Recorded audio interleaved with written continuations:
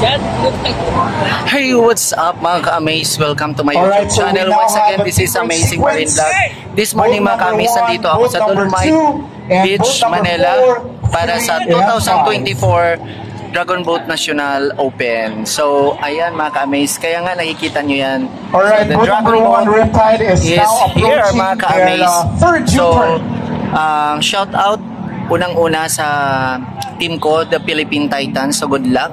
So dito sa likod nag-umpisa ng races sa 200 meters mga ka-amaze. So medyo mahaba-haba yung race ngayon kasi meron 200 meters races, mayroong 500 and 200 meters mga ka-amaze. So ayan, nag-umpisa na. Early tayo. Hopefully makakuha tayo ng champions mga ka-amaze. So shout out sa lahat ng team. Good luck. Ayan. So nandito. Lapitan natin yung team ko mga ka-amaze. So isang ano na lang, isang U-turn na lang. Last race na, patapos na yung 2K mga ka-amaze. So ayan mga ka-teammates ko. Shout out the Philippine Titans of course. Alright, this is the last 500 meter. So, Titans habol! Habol Titans! Official time later on. Oh, shout out, okay, shout out. There he goes. Shout out, Philippine Titans.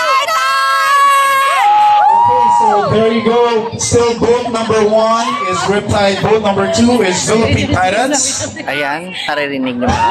So, mga ka-amaze, napakasaya pala dito. Napakaganda itong Dolomite Beach dito sa Manila. So, ayan, dito, yung mga tents ng mga kasamang team na magre-race ngayon. And dito naman, Alliance Masters, loading area please. Alliance Masters, loading area please. Mga civilians na namamasyal dito tuwing umaga. So, ayan, nakikita nyo dito. Dito sa likod natin ang mga hotels, likes. So, hopefully, makuha ng Titans itong 200 meters. Yung team ko, ang 200 meters mix. So, hopefully, pakpak lang. And good luck sa lahat ng teams na sumasali ngayon sa 2024 Dragon Boat National Open. Thank you for joining me this morning mga ka-amaze. Maraming salamat sa lahat na nag-support ka sa akin at walang sawang nanonood ng aking mga videos.